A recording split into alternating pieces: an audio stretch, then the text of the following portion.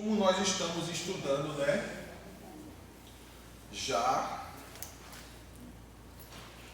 quase um ano, já faz o quê?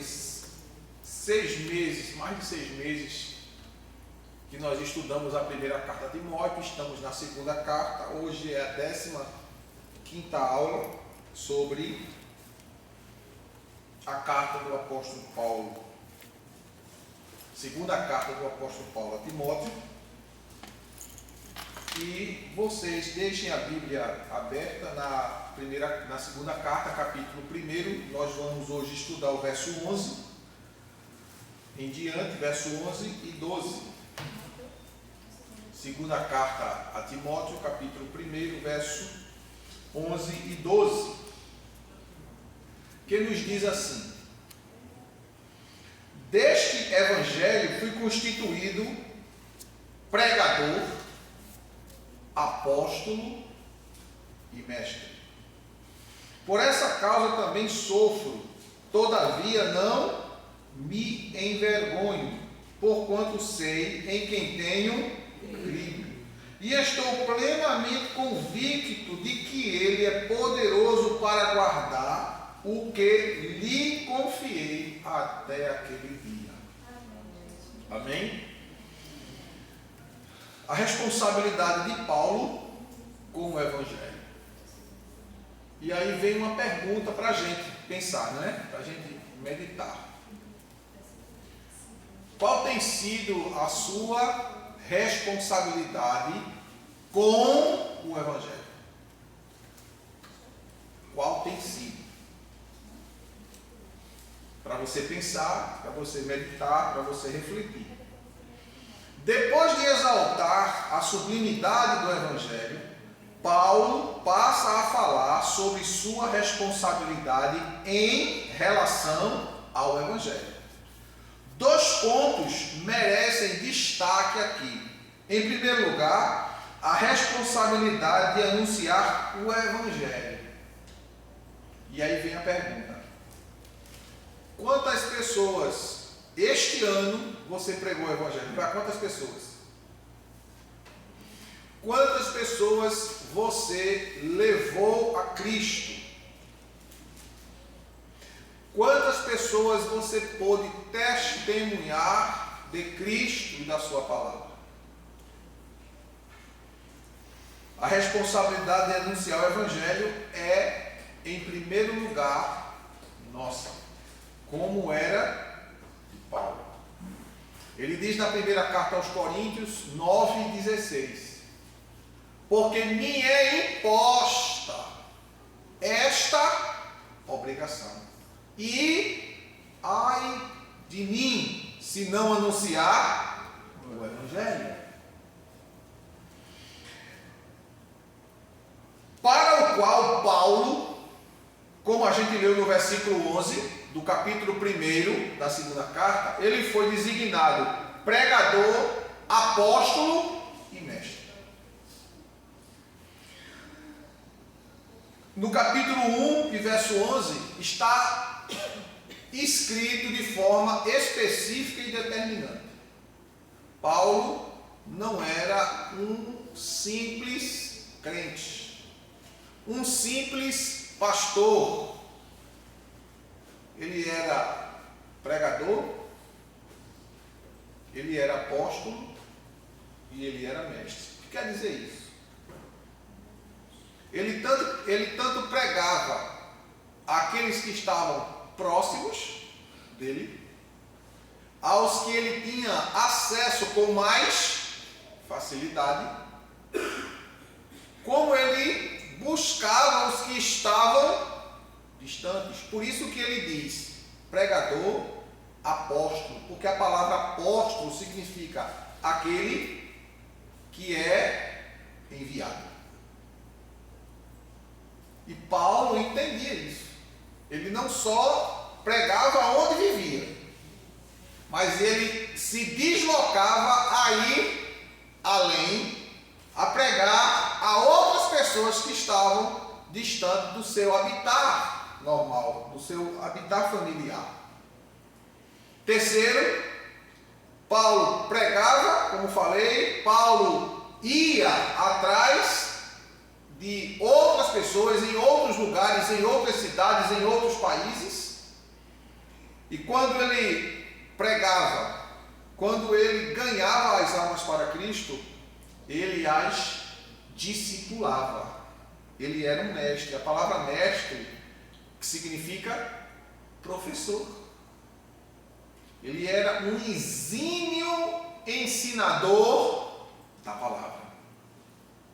Eu acredito que se Paulo hoje fosse falar, entre nós, hoje, na era moderna, a velocidade da informação, onde as pessoas valorizam muito a questão estética, linguística, Paulo não seria muito bem visto,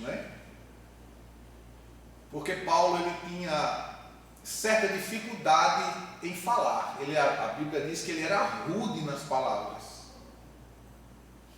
Você sabe o que quer dizer rude?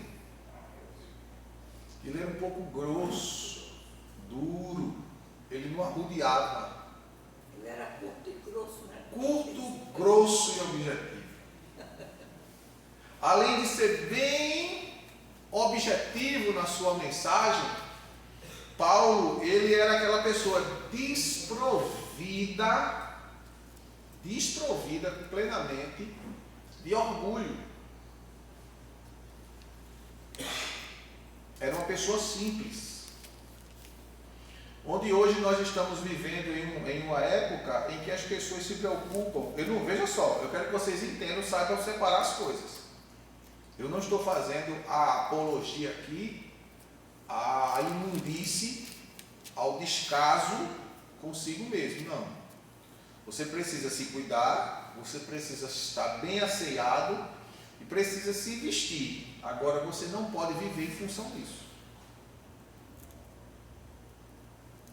Não vou para a igreja, por exemplo, Amanhã é o último dia de 2025. Aí eu não vou para a igreja romper porque eu não comprei roupa nova. O que é que tem a ver? E o que é que isso impede de tu ir para a igreja porque tu não comprou uma roupa nova?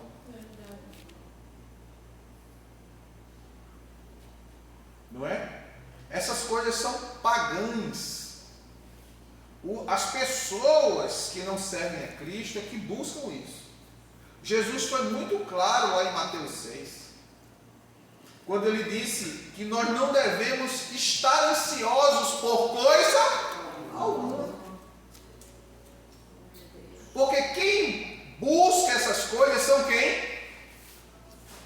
Os gentios. Jesus falando, fazendo a analogia entre judeus e gentios.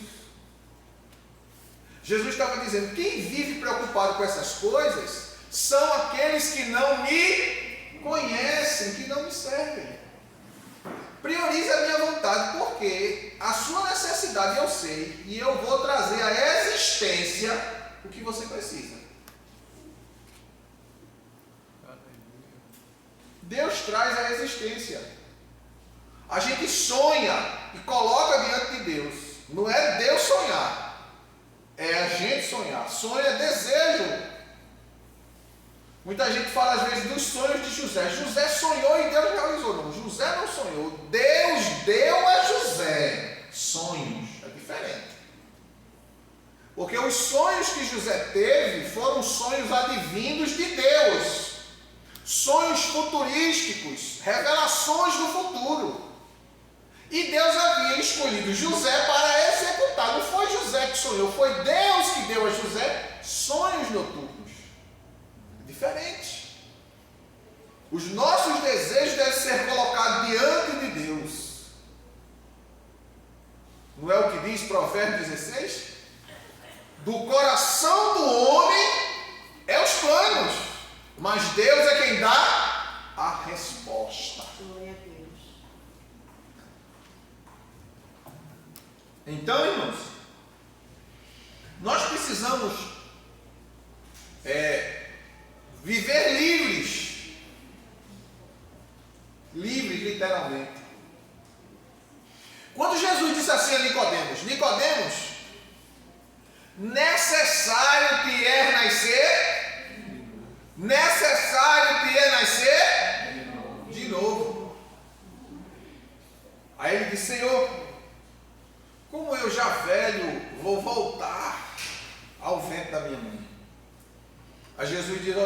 falo para ti de coisas terrenas e não entende, imagine se eu especificar as coisas do reino dos céus. Nicodemos, o que é nascido da carne é carne, mas o que é nascido do Espírito é Espírito. O Espírito sopra onde ele, e ninguém sabe nem de onde ele vem, nem para onde ele. Jesus estava falando de que aí? Porque ele disse que ele precisava nascer novo. A visão de Nicodemos era completamente horizontal, material. Como é que eu vou voltar ao ventre da mãe? Eu vou reduzir, eu vou decrescer, eu vou virar um bebê, um embrião até entrar no ventre da mãe? Isso é uma coisa ilógica, não tem lógica. Aí Jesus ficou pasmado com o que ouviu dele. Mas Nicodemos, o que é nascido do Espírito é Espírito. Você não sabe de onde o vento vem, nem para onde o vento vai. Ou seja, Jesus estava dizendo a Nicodemos: Nicodemos, quem é nascido do Espírito é livre, não se apega a coisas materiais. Porque o que Nicodemos citou foi só coisas naturais. Quem é nascido do Espírito é livre, ele não se atém a coisas desta vida. Não se atém. Entenda que nós usamos as coisas, mas as coisas não devem nos usar.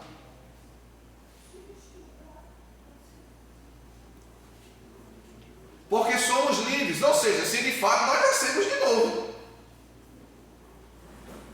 Jesus não está dizendo que você deve negligenciar o trabalho. Não. A Bíblia diz: aquele que não trabalha, que também não coma. Jesus não está dizendo que você deve ser relapso nas atividades cotidianas da sua vida, porque isso chama-se mordomia, e a gente não pode negligenciar isso. Paulo fala em Romanos 12:11. Ele diz: não sejam vagarosos no cuidado. Ou seja, cuide das suas coisas com responsabilidade, mas sejam fervorosos no Espírito.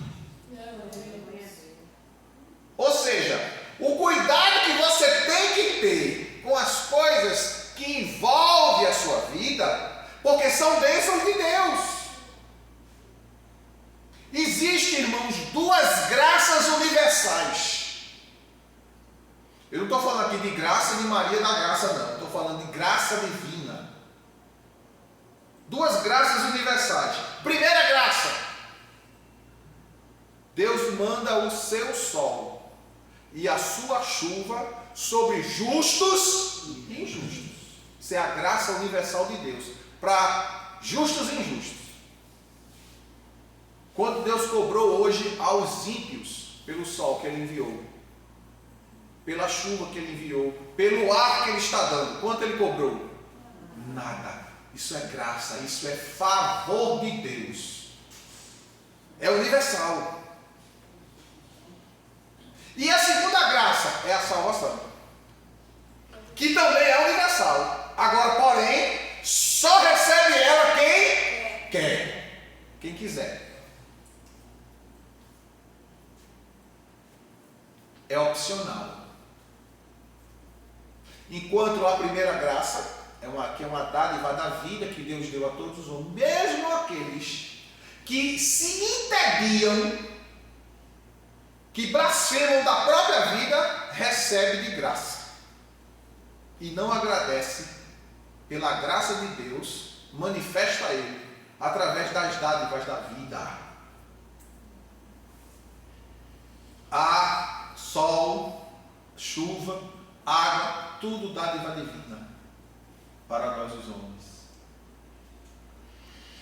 E diante disso, irmãos, nós precisamos entender que a vida do apóstolo Paulo, como nós estamos falando, como pregador, apóstolo e mestre, era um homem simples. Como Jesus era um homem simples. Criado em Nazaré, cresceu em Nazaré, mas quando iniciou seu ministério, ele saiu de Nazaré. Porque os seus compatriotas, os seus amigos, parentes, vizinhos, conhecidos da localidade não o valorizavam.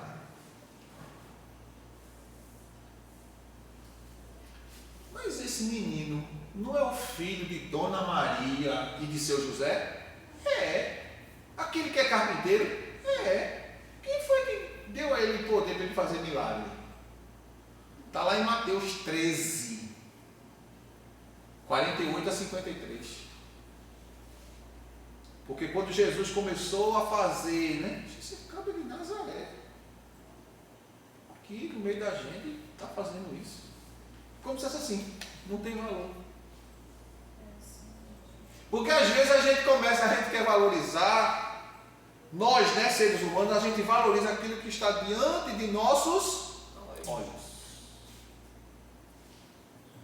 Diante dos nossos olhos.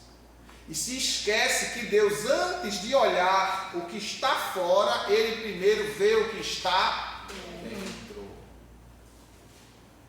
Aí, atenção. Por isso que Jesus disse: se um homem em seu coração intentar contra a mulher, já cometeu adultério. Jesus não viu o ato, a prática, mas só a intenção, já cometeu o pecado. Então muitas vezes a gente se engana com a aparência. Quando eu digo se enganar com a aparência, eu vou abrir outro parênteses. Não é também, eu não estou fazendo também aqui apologia a ser relaxado, andar de qualquer jeito, roupa suja, maltrapilho. Não estou falando isso não. Você pode ser pobre, mas pode ser organizado. Porque não é pecado ser pobre.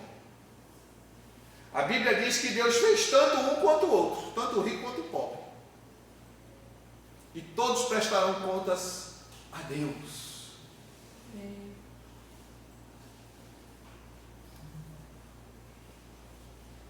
Louvado seja o nome de Jesus. Uma vez que a vida e a imortalidade são conhecidas por intermédio do Evangelho, é absolutamente necessário proclamar esse Evangelho. Que Evangelho? O de Jesus. O verdadeiro Evangelho só existe um, que é o de Jesus Cristo. Não há esperança de salvação para o homem, para o pecador, fora do Evangelho. Só existe um Evangelho, o Evangelho de Cristo proclamado pelos apóstolos, pela Igreja de Cristo. Só existe um Evangelho. Quando eu digo só existe um Evangelho verdadeiro, porque existe muitos evangelhos que são falsos. Exemplo, o Evangelho segundo o Espiritismo, o Evangelho da Igreja de Jesus Cristo dos Santos dos Últimos Dias, os Mórmons, e tantos outros que existem. O interessante, irmãos, a Casa da Moeda americana dos Estados Unidos, quando ela vai treinar as pessoas que trabalham com finanças, com dinheiro,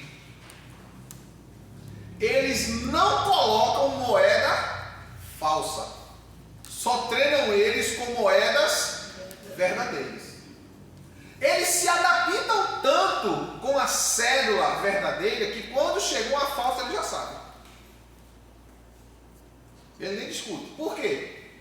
Porque ele aprendeu só a verdade.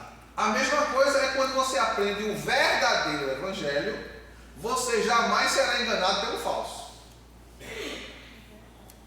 Não será.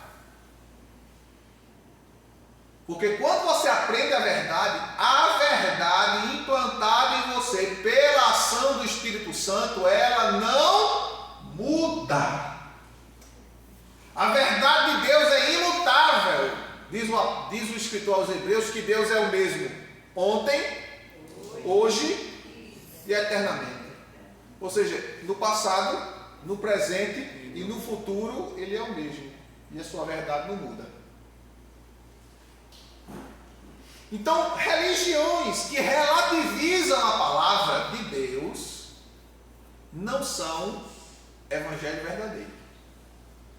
O evangelho verdadeiro, ele está estabelecido naquilo que está escrito. Não foge à escritura. Paulo foi designado soberanamente. Deus escolheu Paulo. Como diz Atos 9, quando o Senhor Jesus se encontra com ele no caminho de onde? De Damasco. Ananias disse: Senhor, esse homem persegue, assola, mata a tua igreja. Aí Jesus diz para Ananias: Ananias, esse é para mim vaso escolhido. E ele vai aprender a sofrer pelo meu evangelho. Ele vai sofrer muito. Tem alguém aqui hoje que levou uma pisa porque é crente? Tem alguém aqui que levou uma pisa hoje porque é crente? Faltou. Que ficou no tronco? Faltou. Que levou uma quarentena? Faltou.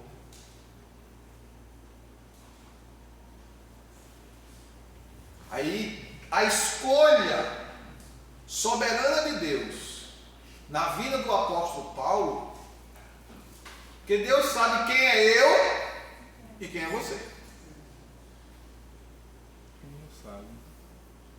E Ele sabe, Deus, escuta bem, Deus confia mais na nossa capacidade do que a gente mesmo. A gente fica com medo. Eita, não posso não. Eu não consigo não. Não me bote não. Eu não sei não. Você já está dizendo que não sabe. E Deus está dizendo assim: eu confio tanto em você que lhe capacitei. Glória a Deus. Porque, irmãos, os anjos queriam pregar o evangelho. Deus disse: não. Quem vai pregar é o homem. Mas o homem é falho, é pecador, pode errar. Mas é o homem que vai pregar. Ele não chamou os anjos e disse: vão e pregam o evangelho. Ele disse: ide por todo mundo e pregar o evangelho a toda criatura. Ele disse através do apóstolo Marcos. E a missão foi dada à igreja.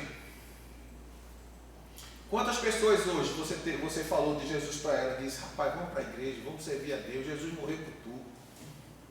Quantas?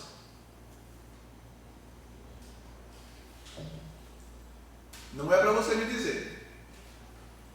Mas o que é que Satanás tem feito? Tem prendido as pessoas nos seus problemas, cercado eles, embaraçando-os.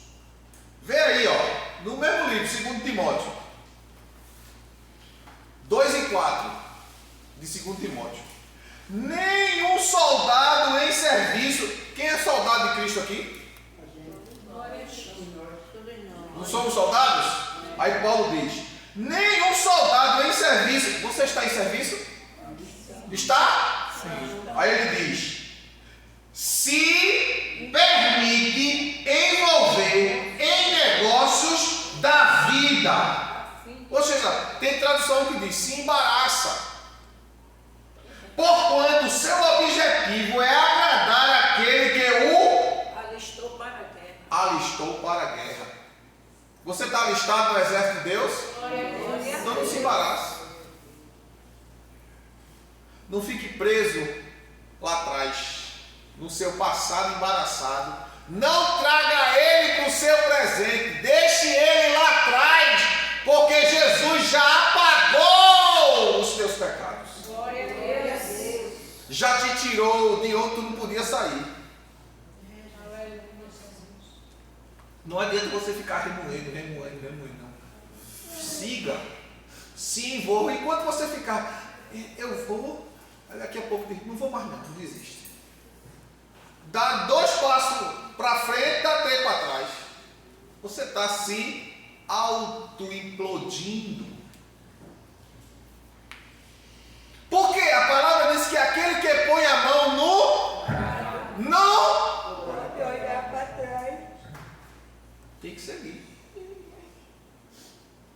E a Bíblia diz que nós não somos daqueles que retrocedem, que voltam, mas somos daquele que persevera, que avança. Glória a Deus. Aí Paulo diz, deixando as coisas para trás, eu prossigo para o alvo, para o prêmio da soberana vocação. Não se permita se atrapalhar. Seu chamado veio do próprio Cristo. Foi Cristo que se encontrou com Paulo no caminho de Damasco. E a chamada de Deus para a nossa vida, irmãos, olha, traz coisas pessoais do céu. Todos nós aqui fomos chamados a ser salvos. Mas existem coisas específicas de Deus na minha e na tua vida. Que tem coisas que Deus vai fazer em mim, por mim, através de mim, que não vai fazer na vida de Nalva, que não vai fazer na vida de Flávio, que não vai fazer na vida de Adeus, que não vai fazer na vida de Tiago e Juninho, e assim vai. Porque cada um, Deus tem um propósito diferente na terra. Aleluia. Glória a Deus. É diferente. Deus escolheu Paulo, irmãos, para usar Paulo para ser o maior de todos os apóstolos. Por quê? O maior de todos. Porque foi o que mais escreveu, foi o que mais ganhou almas. Paulo chega a dizer, eu falei língua mais do que todos vós. Eu trabalhei mais do que todos vós. Aí ele diz, mas não eu, mas a graça de Deus em mim. Glória a Deus. Ele diz que fez, mas ele diz que eu fiz porque a graça de Deus me fortaleceu. Aleluia. No capítulo 1, vamos lá, primeiro capítulo de Gálatas. Versículo 11 e 12. Olha o que é que Paulo diz. Vê que coisa tremenda. Ele diz, caros irmãos, quero que saibais que o evangelho por mim ensinado não é de origem humana. Se não é de origem humana, é de que origem? Espiritual. E não é espiritual do lado do maligno. Porque as coisas espirituais também têm a parte ruim, a parte negativa. Ele diz no versículo 12, porquanto não o recebi de pessoa alguma, nem me foi ensinado. Ao contrário, eu o recebi diretamente de Jesus Cristo, por onde? Por revelação. Ele recebeu direto da parte de Cristo. Era um homem completamente preparado para tal coisa. Por isso, quando nós falamos da responsabilidade de Paulo com o Evangelho, isso, trazendo para os nossos dias, nos mostra, irmãos, o quanto Deus colocou em nossas mãos. Porque para se pregar o Evangelho não precisa muitas vezes a gente fazer um culto público. É bom? É. Deve ser feito? Deve. Mas as melhores oportunidades é quando você está com alguém e tem a oportunidade de falar de Jesus para ele. Você vai falando. Não precisa você falar 1 hora, mas todo dia uma palavra de Jesus para aquela pessoa. Objetiva, curta e grossa. Impactante. É como um versículo que a gente colocou nessa camisa que a gente fez. Nas camisas, né, que a gente fez. Essa camisa verde que Flávio está, que foi a segunda, né? Essa aqui foi a primeira do aniversário dos jovens, né? Flávio está em pé, um exemplo, está na fila do banco, vai receber dinheiro ou está na feira. Aí alguém chega lá, aí lê lá o versículo que está lá nas costas da camisa. Em nenhum outro há salvação. Porque debaixo do céu não existe nenhum outro nome pelo qual importa que nós sejamos salvos. Mas o cara que está lendo acredita no budismo, no espiritismo, no taoísmo, no Seixo Meê, no Hare Krishna, no catolicismo. Ele pode crer no que for, mas ele lê o versículo e a palavra dele não volta vazia. Aleluia. Porque se no dia do juízo, no dia do juízo final, ele chegar, Jesus, ninguém me falou. Ah, Jesus, ninguém me falou, não? Vou botar aqui a cena no dia que você estava lá na fila da casa lotérica, tinha lá meu servo Flávio, e você leu atrás da camisa que ele estava. Bota aí, Gabriel, na tela. Quando ele. Aí vai mostrar ele lendo o versículo. Aleluia. Você leu. Glória a Deus. Você viu que não tinha salvação em nenhum outro fora de mim. Glória a Deus. Mas eu não acreditava. Agora o problema não é mais meu, é seu. Deus não sente prazer, diz a palavra de Deus, na morte do ímpio, de ser humano nenhum. Porque Deus nos fez para vivermos eternamente. Você sabe por que quando o homem peca, uma das coisas que Deus agiu logo, que foi? Quem lembra? Quem lembra? Vestiu ele. Depois de vestir, colocou querubins guardando o acesso à árvore da vida. Escute, não se assuste não. Deus nos vê, escute bem, como árvores. Aleluia. Como árvores. Sabia disso? Quem era aquela árvore? Era o próprio Deus, árvore da vida. Era Deus. É tanto que Deus disse aos querubins que ficassem em volta com espada de fogo, para que ninguém tivesse acesso à árvore da vida. Era ele mesmo. Porque Adão não tinha mais condições de ir até a árvore. A árvore era Deus. Pastor, como é que o senhor pode dizer isso? Lembra, vamos lá, lembra do homem que foi curado no tanque de Siloé, quando Jesus botou, lá no capítulo 9 de João, botou terra nos seus olhos e disse, vai e lava-te, aonde? No tanque de Siloé. E quando ele lavou, que ele começou a abrir os olhos, Jesus perguntou a ele, o que é que tu está vendo? Se eu estou vendo árvores andando. Era pessoa, né? Justa. Por que ele começou vendo árvores? Por que ele estava vendo Gente. o mundo espiritual? Aí Jesus foi, completou a cura e ele está vendo o que agora? Agora eu estou vendo normal. Jesus mostrou primeiro a ele o mundo espiritual. Eu estou vendo árvores. Aí Jesus completou a cura. Agora eu te mostrei primeiro o mundo Espiritual. e depois o mundo natural. Porque ele não, Jesus não ia curar um homem para ele ver árvores.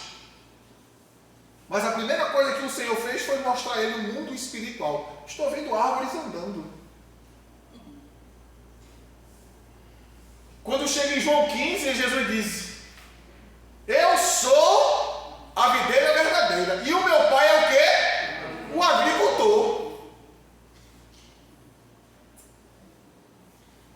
Aleluia. Deus nos vê, irmão, como árvores. Eu estou falando isso no aspecto espiritual. Porque em Cristo nós somos filhos de Deus. Mas Ele nos vê como árvores. Porque uma das coisas que Deus fez foi vedar o acesso à árvore, que era Ele mesmo. E agora esse acesso foi dado pelo próprio Deus por causa de Cristo. Aí Ele diz: eu sou a videira verdadeira, ou seja, eu sou uma árvore. Mas o meu pai é o agricultor.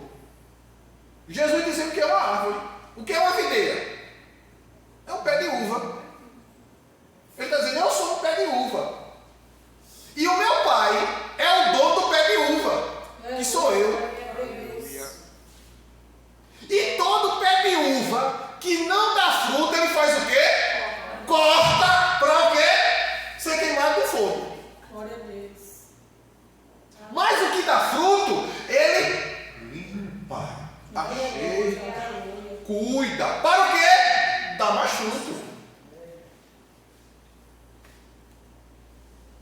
Então muitas coisas. Deixa eu dizer outra coisa aqui, meu Deus, me ajude. Glória a Deus. Aleluia, Jesus. Sabe por que muitas vezes a gente não recebe as coisas de Deus? Porque a gente fica dizendo, Deus, me ajude, venha me ajudar. Aí, pastor, está errado isso? Dizer que Deus me ajude? Não, não está errado. Agora a visão é que não está certa. E eu vou lhe explicar por quê. Eita glória, coisa forte, viu? Deus diz no livro do Êxodo, na história de Moisés e da libertação do povo de Deus da terra do Egito, quando Deus se revela a Moisés na sarça ardente, e chama Moisés e disse, olha, eu ouvi o clamor do meu, e vou fazer o quê? Eu vou descer para resolver. Glória a Deus. Deus não disse, eu vou descer para ajudar, não. Disse, eu vou descer para resolver. Oh, glória, aleluia. E às vezes a gente não quer que Deus resolva, a gente só quer um alívio, um paliativo. Porque para Deus resolver, muitas vezes a gente precisa mudar a nossa forma de ver as coisas como como são.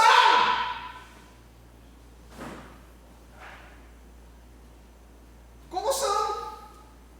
E às vezes a gente fica só assim, não me ajuda. Não, Deus quer descer para resolver. Aleluia, Deus. Deus não quer descer para ajudar. Ele quer descer para resolver. E quando a gente fala das pragas que Deus trouxe sobre o Egito, a gente pensa que Deus fez isso todo dia numa praga. Não, irmão. Isso passou anos para o povo sair do Egito.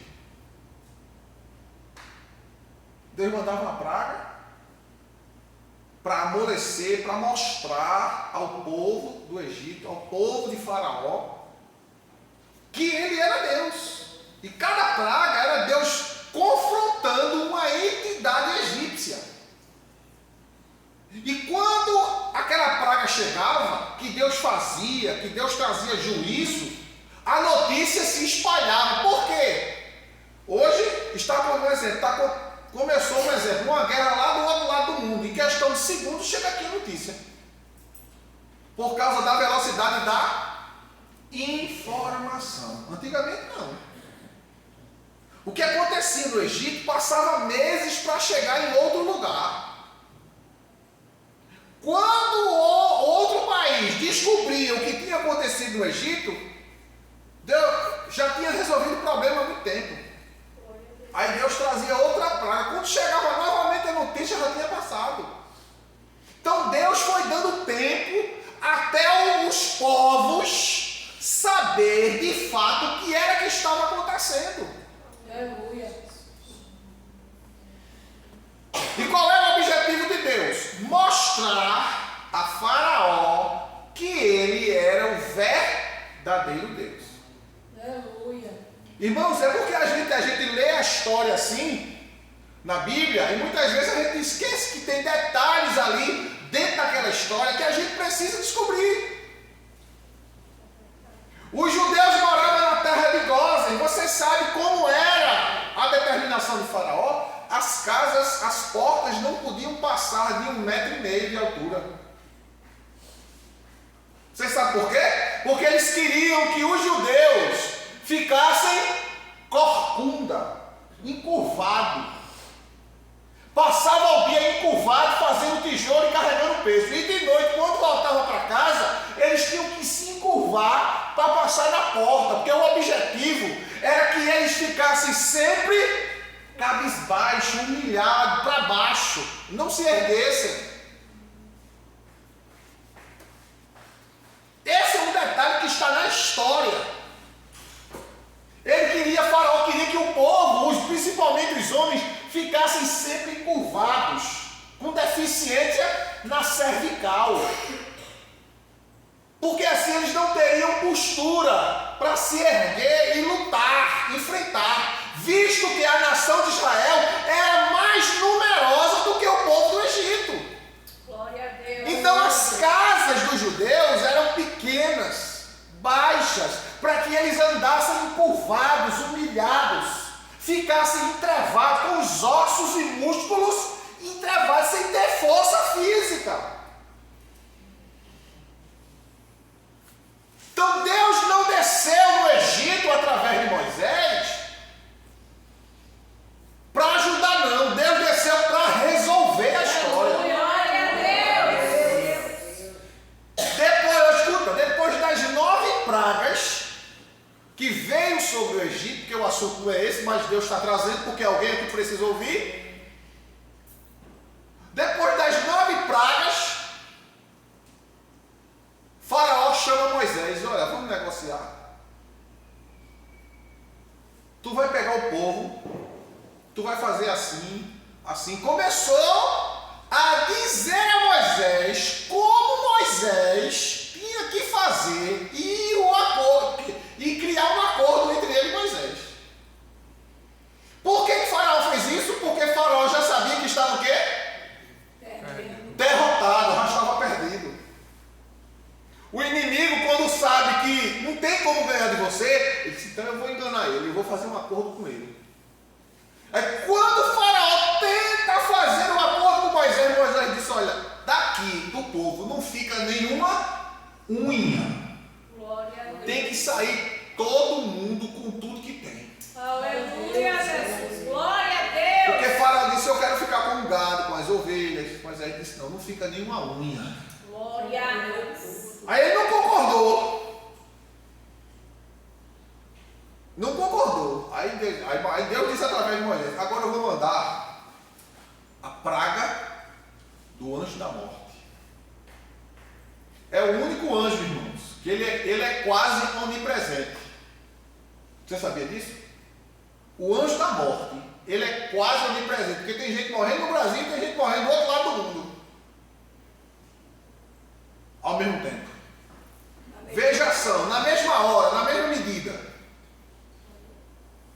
Aí Deus diz a Moisés: vai lá, fala com o povo e diz ao povo que pegue um cordeiro macho de 1 ano, que não tenha defeito, mata o cordeiro e faça um churrasco. Só não use o sangue você vai passar nos umbrais das portas. E o cordeiro você vai comer como um churrasquinho, agora sem tempero, só com ervas amargas. Sim, senhor. E disse o Faraó: o anjo da morte vai passar, e todo primogênito da terra do Egito vai morrer, do animal até o teu filho, Faraó. E Faraó não creu. Disse: eu sou o Faraó, eu sou a brilhante estrela da manhã, eu sou o sol. Porque ele acreditava que de fato ele era Deus. E quando o anjo da morte veio, que desceu pela terra do Egito, começou-se os gritos, o clamor. E os primogênitos de todas as famílias egípcias morreram, todos. Todos os animais primogênitos morreram. Aí a Bíblia diz: mas na terra de Gósen não havia choro. Por quê? O sangue. Glória a Deus, aleluia. Do Cordeiro de Deus Aleluia a Deus. nos imunizou da morte. Glória a Deus, aleluia. Por isso que a Bíblia diz: se andarmos na luz, como Ele na luz está, temos comunhão uns, e o sangue de Jesus nos purifica Glória a de Deus, todo glória a pecado. Deus, aleluia. Aleluia. Glória a Deus. É forte, mas é a palavra. O que foi que aconteceu? Deus desceu para auxiliar ou para resolver? Resolveu. Para resolver. Glória a Deus, aleluia. Porque auxílio você recebe agora e amanhã precisa de novo. E quando se resolve, está resolvido, acabou-se. Glória.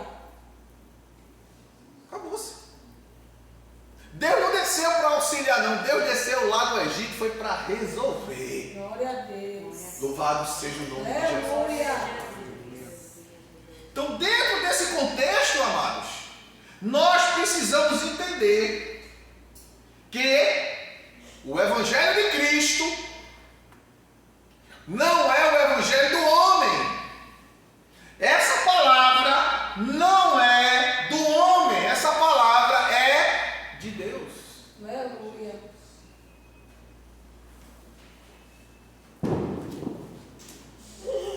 Essa palavra é de Deus. E nós não podemos fugir dela. Glória a Deus. Aleluia. Se você crê, ela é. Se você não crê, ela é também. Aleluia. Glória a Deus. 10 vezes mais. Louvado seja o nome de Jesus. Paulo foi chamado para receber o conteúdo do Evangelho como apóstolo, para proclamar o Evangelho como pregador e para ensinar as riquezas do Evangelho como mestre. Glória a Deus. Glória a Deus. Aleluia. John Stott argumenta, ou seja, uma opinião extra-bíblica de um grande teólogo.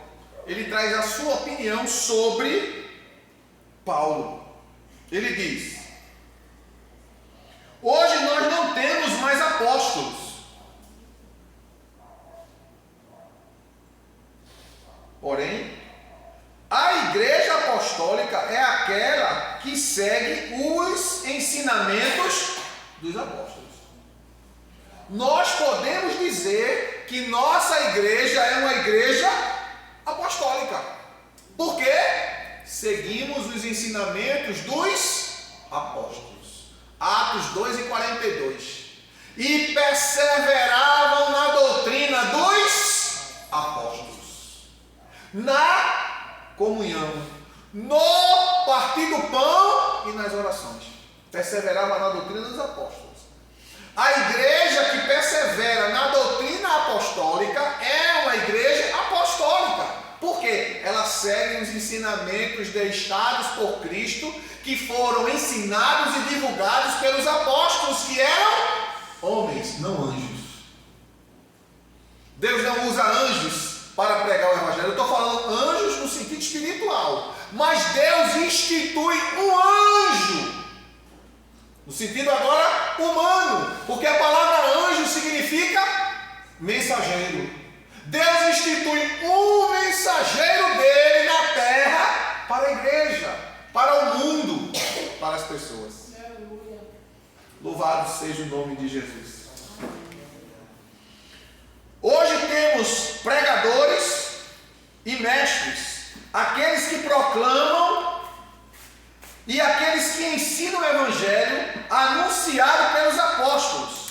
Na antiguidade, o okerux, que era a palavra grega, né, para arauto, pregador, é a palavra grega, okerux. Era o mensageiro oficial do rei ou imperador, que levava a mensagem do rei, e sua mensagem era tratada com grande respeito. Ou seja, o okerux era um homem que era encarregado de ser o porta-voz do rei. O rei trazia a mensagem a ele e dizia a ele: agora vai e diga que o rei está mandando. E quando esse porta-voz do rei ia e falava, todo o povo ouvia e entendia que era a voz do rei.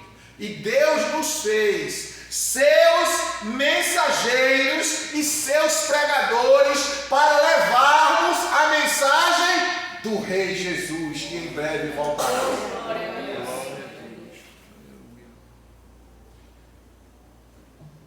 Você está levando? Não é para você me dizer, não é para você pensar.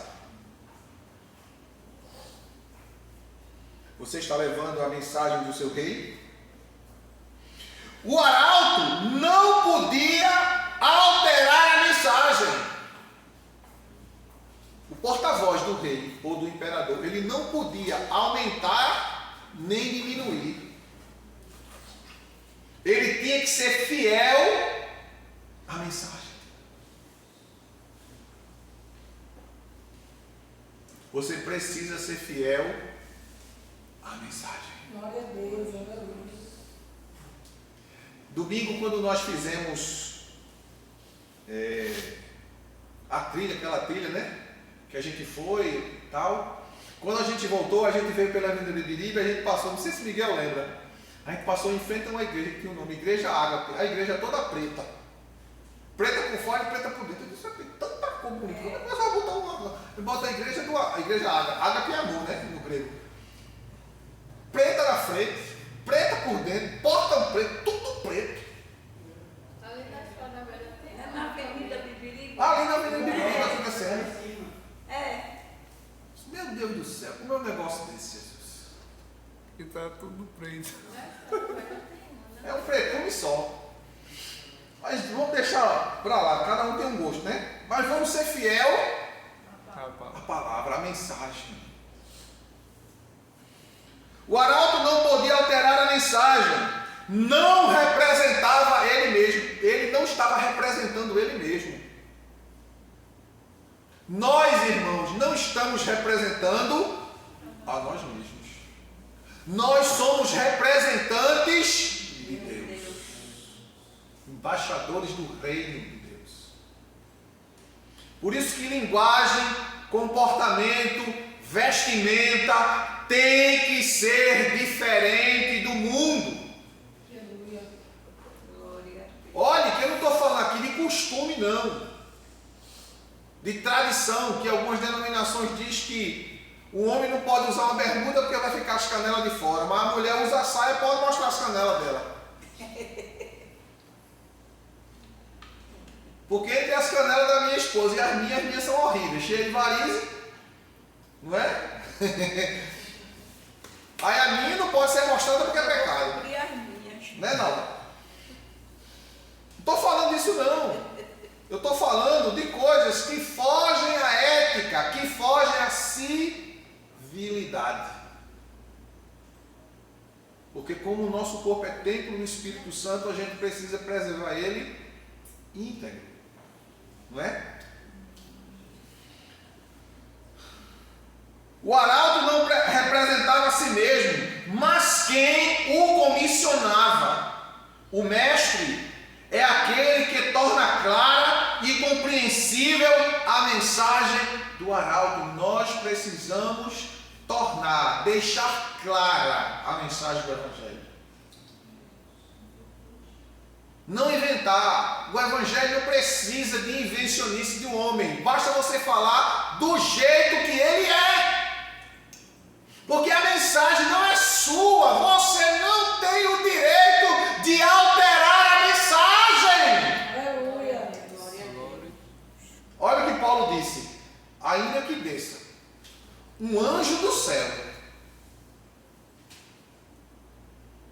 e vos anuncie outro evangelho, além deste que eu vos tenho anunciado, seja anátema. Alguém pode dizer, mas foi o anjo que falou. Não considere, porque Deus não deu essa responsabilidade a anjos. Deus deu essa responsabilidade a nós, homens. Aleluia. É por isso que Deus se fez homem. Porque Deus estava em Cristo. Porque só há um mediador entre Deus e os homens. Cristo Jesus, homem. Deus deu a mensagem da palavra, do evangelho ao homem. E a responsabilidade é do homem. Aleluia. E a gente não pode negligenciar essa responsabilidade. Amém, irmãos? Amém. Se Deus assim nos permitir, no próximo ano agora, viu? Só no próximo ano. Vai demorar. Vai demorar muito, né? No próximo ano agora que a gente dá continuidade a este assunto em nome do Senhor Jesus. Hoje a gente iniciou a responsabilidade de Paulo com o Evangelho e falamos a primeira parte, e a segunda parte vai ficar para o ano que vem. Amém? Que Deus em Cristo Jesus continue nos abençoando hoje e sempre.